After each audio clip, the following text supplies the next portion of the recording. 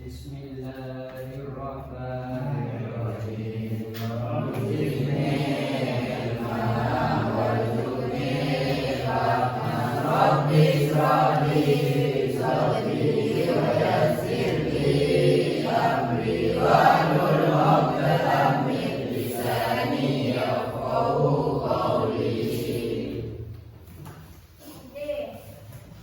Kita sudah berdoa. Sekarang untuk melatih konsentrasi terlebih dahulu, saya punya games. Mau ya main games?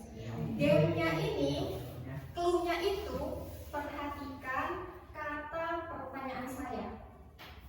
Clue-nya perhatikan kata pertanyaan saya. Paham ya? Kita mulai. Ada berapa tepukan? 3, Ada berapa kali tepukan tangan saya? 2, 4, 3, Ada berapa kali tepukan tangan saya? 6. Siapa yang jawab 6? Oh, udah. Siapa yang jawab 6? Betul. Kita coba sekali lagi. Kalau misalnya berarti adanya ini sudah paham cara mainnya. Kita ulang lagi. Berapa kali tepukan saya? 2. Yang benar apa? Karena clue-nya adalah perhatikan kata pertanyaan saya. Kalau misalnya saya tepuknya 2 kali, tapi pertanyaan saya ada berapa kali tepukan tangan, berarti pertanyaannya kan ada 5 kali. Paham? Oke. Sekarang kita akan belajar tentang proposal lagi. Dalam hal ini kita sudah masuk ke bagian-bagian penting dalam proposal kegiatan atau penelitian. Nah, sebelum kita belajar lebih lanjut, saya akan membagi kalian menjadi 4 kelompok terlebih dahulu. Silahkan kalian berhitung dari 1 sampai 4. Nanti kalau kelompok 1 gabung dengan kelompok 1, kelompok 2 gabung dengan kelompok 2, begitu juga kelompok 3 dan 4. Paham?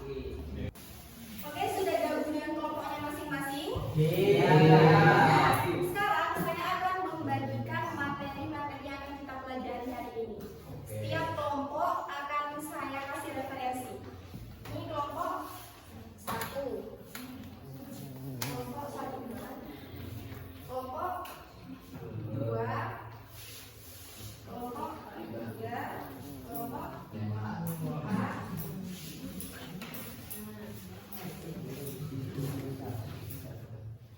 Kelompok 2.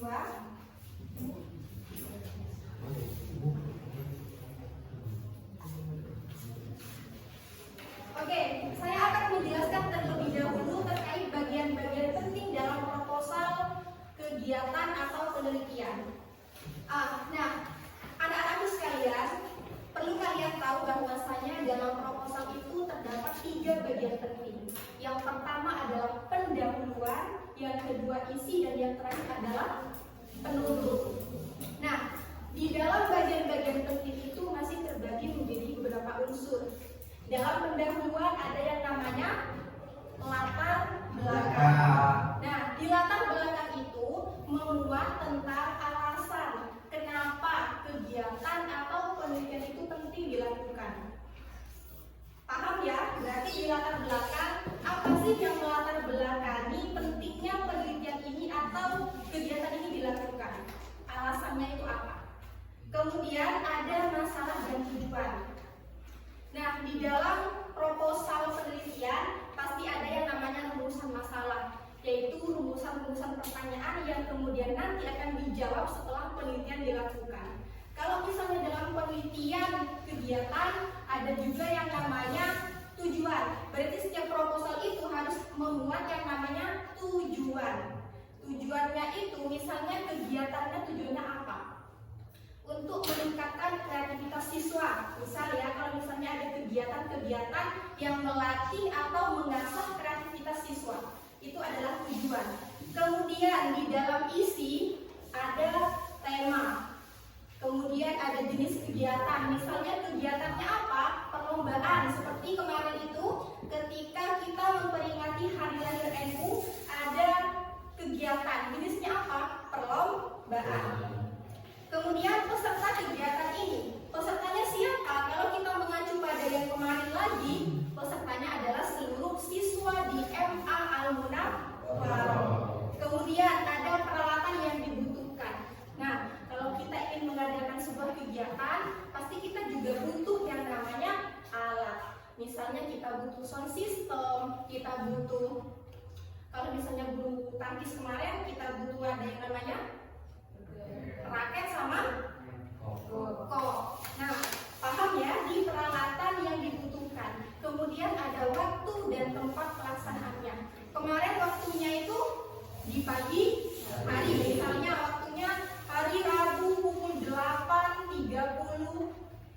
Tempatnya di mana? Di halaman MA Al-Munawwarah. Kemudian ada jadwal kegiatan.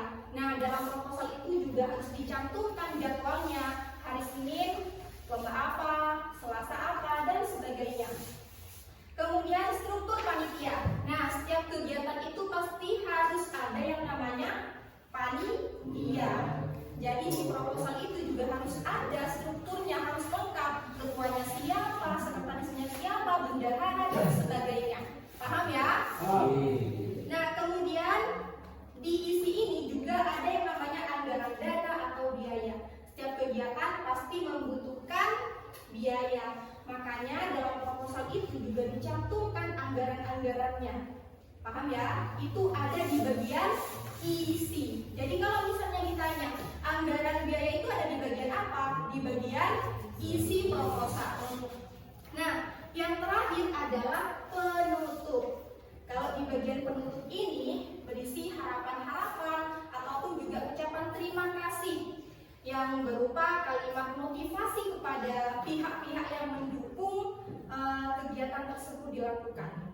Paham? Jadi ada bagian-bagian penting dalam proposal ada 3. Yang pertama, yang kedua, yang terakhir, Oke, karena sekarang kalian sudah paham, saya kasih waktu kalian untuk berdiskusi dengan teman kelompoknya supaya nanti bisa menjawab kuis dari kertas di papan yang sudah saya persiapkan. Saya kasih waktu 5 menit dari sekarang untuk berdiskusi. Oke, sekarang silakan tiap kelompok itu berbaris ke belakang.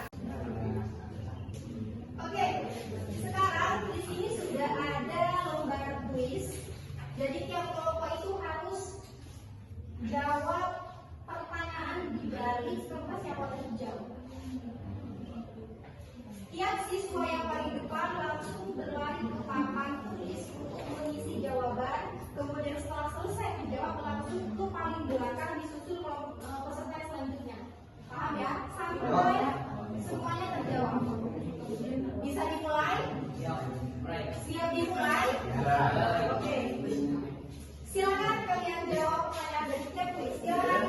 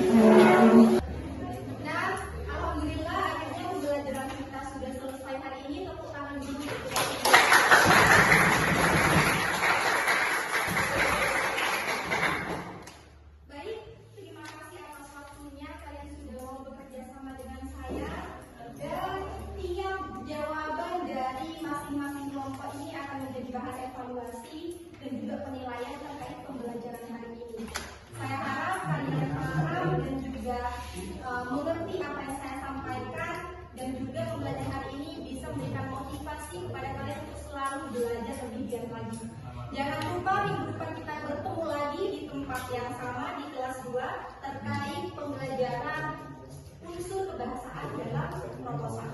Baik, terima kasih.